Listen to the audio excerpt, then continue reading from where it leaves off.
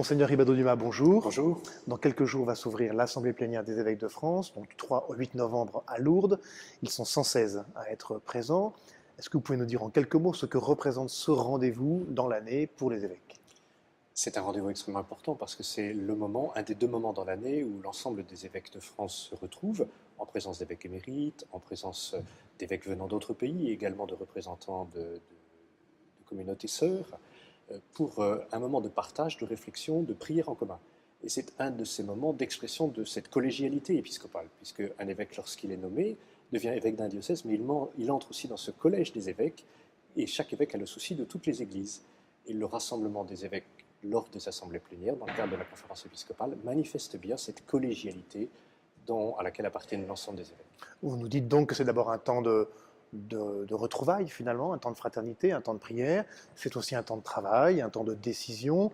Il y a quelques sujets qui sont importants. Vous pouvez peut-être nous dire quelques petits mots sur ces sujets et les enjeux peut-être qu'ils représentent pour l'Église qui est en France. Oui, l'ordre du jour de l'Assemblée plénière est fixé par le Conseil permanent. Et le Conseil permanent a désiré que cette Assemblée soit marquée non pas par une dispersion de multiples sujets, mais par quelques gros blocs, si j'ose dire, avec le temps nécessaire pour le travailler au fond. Le premier de ces sujets sera autour de ce qu'on appelle la ratio. Les autorités romaines ont publié il y a peu de temps un texte qui fixe un petit peu des règles précises pour la formation des prêtres.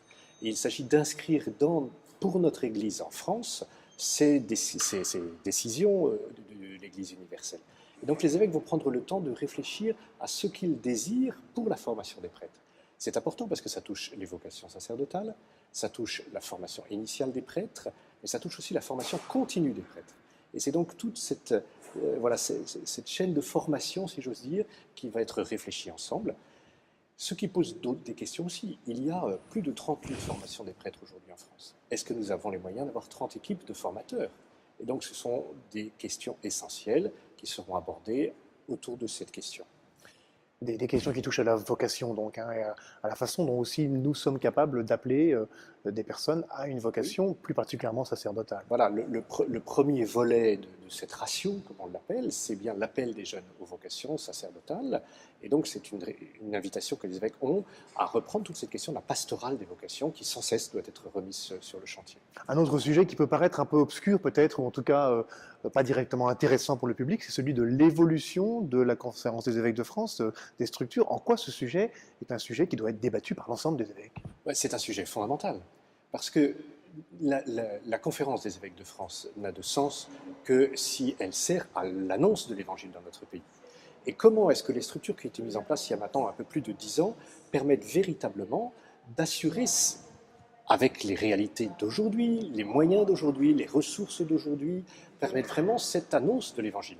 Et donc ce travail qui a été entrepris il y a un peu plus d'un an par un groupe piloté par un des vice-présidents de la conférence, Monseigneur Carré, va rendre compte de sa mission et va dresser un petit peu le cadre dans lequel cette réflexion va s'inscrire dans les mois et dans les mois qui vont venir. Et donc l'étape là est essentielle parce qu'elle va inviter les évêques à réfléchir sur vraiment les principes qui vont diriger cette réforme ou cette adaptation des structures. Donc, ce qui est premier, c'est l'annonce de l'Évangile. Ce qui est premier, c'est le service des diocèses. Ce qui est le premier, c'est la mutualisation. Et donc, c'est autour de tous ces principes que les évêques vont avoir à réfléchir. Vraiment une église dans le monde qui doit rester adaptée à ce monde et à elle-même, finalement. Et une église dont les pasteurs, encore une fois, et ça rejoint aussi peut-être le premier sujet de l'assemblée plénière en elle-même, dont les pasteurs sont non pas seulement le pasteur d'un diocèse, mais au service de l'ensemble. Et donc cette réflexion sur l'adaptation de structure passe par une réflexion sur la collégialité épiscopale. Qu'est-ce que c'est qu'être évêque? Qu'est-ce que c'est que cette collégialité épiscopale?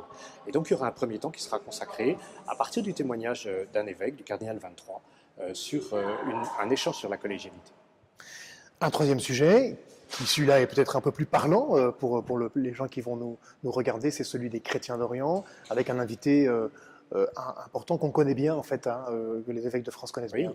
C'est donc Monseigneur Iosif Thomas Mirkis, qui est l'évêque chaldéen de Kirkouk et de Souleymaniye, qui est invité. Nous le connaissons bien parce que depuis 2 ans, la conférence des évêques et des diocèses de France soutiennent son projet d'accueil des étudiants qui font leurs études, qui étaient à Erbil et qui font leurs études à Kirkouk.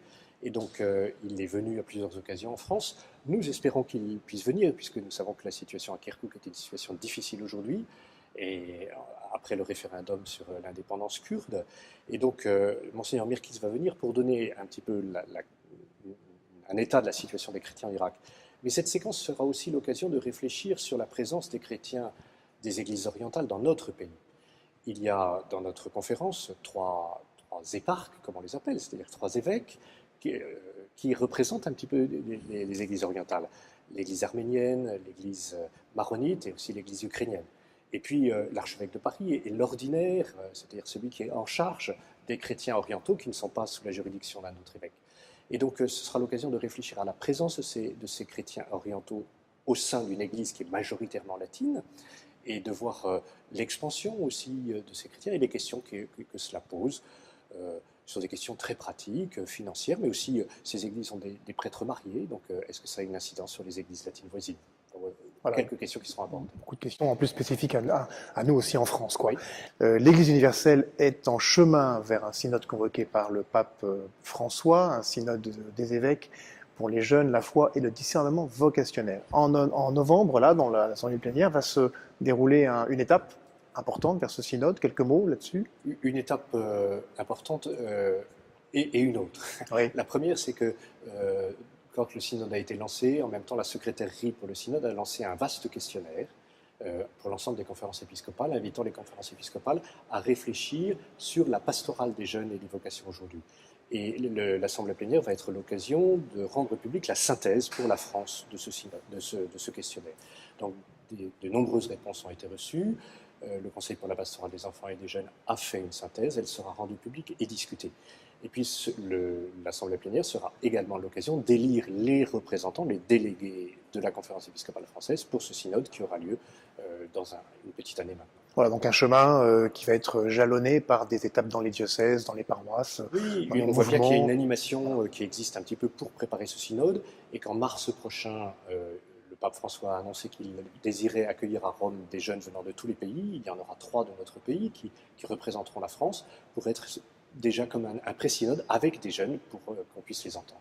Voilà, donc cette assemblée plénière du 3 au 8 novembre, je le rappelle, c'est une joie pour tous ces évêques. C'est toujours un moment très, très fort, très important. C'est un moment spirituel aussi, hein. C'est un moment de prière.